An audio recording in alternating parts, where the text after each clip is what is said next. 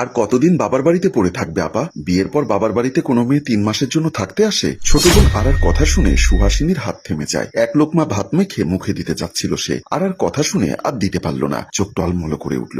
জোরপূর্বক হেসে বলল, কেন বাবার বাড়িতে পড়ে আছিস? সেটা তো তোরা সবাই ভালো করেই জানিস। ওরা আমাকে প্রশ্ন করছিস কেন? তার মা নুন্নাহার বেগমও সবার সাথে টেবিলে বসে ভাত খাচ্ছেন। মেয়েদের কথা কানে পৌঁছাচ্ছে ঠিকই, কিন্তু জবাব দিচ্ছেন না। অনিমা তখন বলে উঠল, তাই বলে কি স্বামীর সংসার ছেড়ে বাপের বাড়িতে এসে পড়ে থাকতে হবে বুঝি সুহাসিনী? এতে ওদের কি লস হচ্ছে শুনি? ক্ষতি তো কিছুই হচ্ছে না, উল্টো ওদের বাড়ির চাল ডাল বেঁচে যাচ্ছে। তুমি কি বলতে চাইছো ভাবি? তোমাদের বাড়িতে এসে তোমাদের ঘরের অন্ন ধ্বংস করছি? কথাটা অবাক হয়ে দাঁড়িয়ে বলল সুহাসিনী। অনিমা বাঁকা হাসি দিয়ে বলল, তোমাকে কি একবারও আমি সেই কথা বলেছি? আমি শুধু বোঝাচ্ছি তোমায়। এইভাবে তো না বোঝালেও পারতে ভাবি। এমন তো নয় বিয়েটা আমি নিজের পছন্দে করেছি। বিয়ে তো তোমরাই আমায় দিয়েছো। এই দিনটার জন্য আমি দায়ী নাকি তোমরা? বিবেককে প্রশ্ন করে দেখো। কথাগুলো বলেই খাবারে পানি ঢেলে চেয়ার ছেড়ে উঠে যায় সুহাসিনী। রুমে গিয়ে অবাক হয়ে ভাবতে লাগলো তার মা কি করে তাকে একটা কথাও বলল না। দু চোখ বেয়ে পড়ছে নোনা পানি। নিজেকে কিছুতেই সামলে রাখতে পারছে না আজ সে। ফ্লোরে বসে বিছানায় মাথা রাখে সে। প্রতিটা মেয়ে বিয়ে নিয়ে অনেক স্বপ্ন দেখে, সেও দেখেছিল, কিন্তু নিয়মের বাধা পড়ায় সেই স্বপ্ন শেষ হয়ে গেছে। আজ রাত তার জীবনের সব থেকে দীর্ঘতম রাত মনে হচ্ছে। একবার ভাবলো ভোর হতেই তবে চলে যাবে কিনা। যেদিকে দু চোখ যায়। রাত গভীর হলো, ঘড়িতে তখন 3টা। দরজার কড়া নাড়ার শব্দে ঘুম ভাঙে সুহাসিনী। সে এখনো আগেরটার মতোই পড়ে আছে। মন খারাপের অস্থিরতা, চোখে অশ্রু নিয়ে কখন যে ঘুমিয়ে পড়েছে তা সে নিজেও টের পায়নি। আবারও দরজায় শব্দ হলো। সে উঠে গিয়ে দরজা খুলে দিল। নুন্নাহার বেগম খাবার হাতে নিয়ে দাঁড়িয়ে আছে। অভিমানে চোখ ফিরিয়ে ভেতরে চলে গেল সুহাসিনী। নুন্নাহার বেগম ভালো করে আশেপাশে তাকিয়ে ভেতরে ঢুকলেন। সুহাসিনীর মাথায় হাত বোলাতে বোলাতে বলল, খেয়ে নে সুহাস, খাবারের উপর রাগ করতে নেই। যেই বাড়িতে আমার অসহায়ত্বের জায়গা হতে হিমশিম খাচ্ছে সেই বাড়ির দানা আমার পেটে সহ্য হবে কিভাবে মা? সুহাস। নুন্নাহার বেগম নিজেও অসহায়। মেয়ের এই অপমানের জবাব তিনি চাইলেও দিতে পারেননি। এই ব্যর্থতা তাকে কুড়ে খাচ্ছে। সুহাসিনী আবার কেঁদে উঠল। আমি তো ঠিকই বলেছি মা। যৌতুক নিয়ে বিয়ের 3 মাস পেরোতে না পেরোতেই যেই কুচ্ছিত চেহারা ওনাদের আমি দেখতে পেয়েছি তাতে তো ওই বাড়িতে আমার ফেরাটা অনর্থক। নুন্নাহার বেগম মেয়েকে সান্ত্বনা দিয়ে বললেন, শ্বশুর বাড়ির কটু কথা মেয়েদের সহ্য করতেই হয় মা। কেন? মেয়ে বলে দুমুঠো খাবারের জন্য অন্যের বাড়িতে যাওয়াটা বাধ্যতামূলক বলে? আমি বারবার বলেছিলাম এই বিয়েটা আমি করব না, কারণ আমি সবসময় যৌতুকের বিরুদ্ধে। সবচেয়ে বড় কথা হলো আমি জানি আমার পরিবার আহামরি ধনী নয়। তোমাদের দ্বারা যে এত কিছু দেওয়া সম্ভব নয় সেটা আজ করেই তো না করে দিয়েছিলাম। তাহলে আজ কেন সবকিছুর জন্য আমাকে এত কটূক্তি শুনতে হচ্ছে? ওরা তো ছোট বোন, ও কি বোঝে বল? ওর কথা শুনে মনে কষ্ট নিস না। কি বলো মা? ওদের কথায় আমি সত্যি কষ্ট পাইনি। আমার তো নিজের জন্য নিজের মায়া হচ্ছে। জীবনের একটা ভুল সিদ্ধান্ত মানুষকে কতটা খারাপ অবস্থায় এনে দাঁড় করায়। নুন্নাহার বেগম মেয়ের দুহাত ধরে শান্ত করে চোখের জল মুছছে। তারপর বললেন, এইসব বাদ দে তো এখন, খেয়ে নে চুপচাপ। আর তুই ইপ্তির সাথে কথা বল।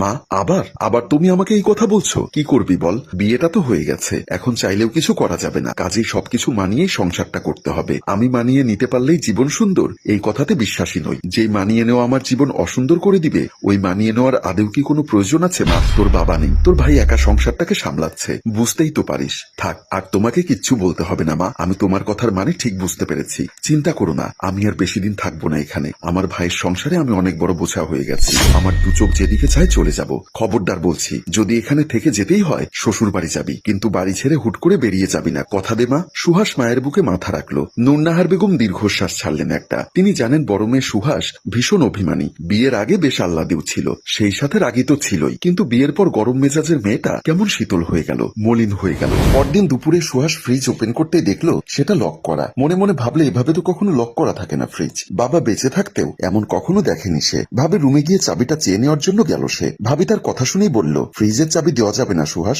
আসলে কাউকে দিলে পরে কোথায় রাখি তা ভুলে যাই তো তাই। সুহাসিনী অবাক হয়ে বলল, আমি তো তোমার সামনে আছি ভাবি, আমাকে দাও, হারাবে না। একটা ডিম বের করে সিদ্ধ করে খাবো, ভালো লাগছে না তরকারি। অনিমা মোবাইলের দিকে তাকিয়ে বলল, যদি আমি চাবিটা খুঁজতে ভুলে যাই তখন আরেক বিপদ না বলো? সুহাস বিরক্ত হয়ে বলল, আচ্ছা ঠিক আছে, আমি এক্ষুনি আবার এনে দিচ্ছি চাবিটা, কিন্তু ফ্রিজে তো একটাই ডিম আছে সুহাস, তোমার ভাই আসলে ভেজে দিব।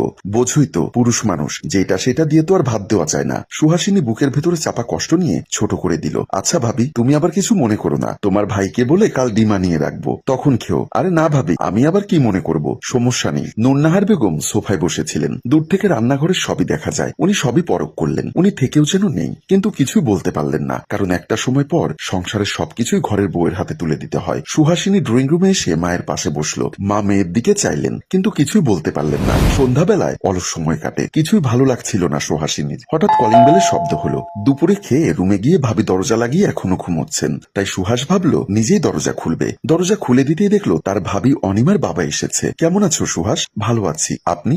আছি বেশ, আসুন ভেতরে বসুন। বাবার কণ্ঠ শুনে অনিমা দরজা খুলে চলে এলো ড্রয়িং রুমে। বাবাকে অনেকদিন পর দেখতে পেয়ে দুজনেই দুজনকে জড়িয়ে ধরে। হঠাৎ তোকে দেখতে ইচ্ছা করলো অনিমা। নুন্নাহার বেগম বললেন, বাহ, বিআই সাহেব অনেকদিন পর এলেন। হ্যাঁ এই তো, মেয়েকে দেখে নিয়েছি, এখন চলে যাব। হাতে সময় খুব একটা নেই, লোক দাঁড়িয়ে আছে আমার জন্য। সে কি বাবা, এত অল্প সময় নিয়ে আসলে কেন? আচ্ছা এসে যখন পড়েছো এভাবে যেতে দিব না, তুমি বসো, আমি তোমার জন্য কিছু নিয়ে আসি। জাহাঙ্গীর আলম বসলেন। বিআইনির কথায় অনিমা রান্নাঘরে চলে যায়। নুন্নাহার বেগম সুহাসিনীকে বলল, জামা তোর ভাবিকে একটু হেল্প কর সুহাস। আচ্ছা মা। রান্নাঘরে পা দিতেই সুহাস দেখলো তার ভাবি একটা ডিম ভাজি করে আর একটা ভাজি করছেন। তাকে দেখেই বলল, বাবার জন্য করছি, এত দূর থেকে আমাকে দেখতে এসেছে, একটা ডিম ভেজে দিলে কেমন লাগে বলো? সুহাস বলতে চাইল, তবে তখন কেন বললে ভাবি যে ফ্রিজে একটাই ডিম আছে? ভাবতেই কষ্ট পাচ্ছে সুহাসিনী। তবু বলল না সুহাস, শুধু বলল, আমি কোনো হেল্প করতে পারি? না না, যাও, আমি করছি। আমার বাবা আবার সেভাবে কারো হাতের কিছু খায় না, বিশেষ করে অপয়া না, মানে যারা একটু মন্দ ভাগ্য নিয়ে জন্মেছে আর কি। সুহাস চোখের জল আটকে রাখার অনেক চেষ্টা করছে, কিন্তু আজ কোনো বাধা মানবে না মনে হচ্ছে তার চোখগুলো। রান্নাঘরের বাহিরে চলে গেল। দু চোখে অশ্রু ঝর্ণা গড়িয়ে পড়ছে। তখনই কাঁধে কারো হাতের স্পর্শ অনুভব করে সে।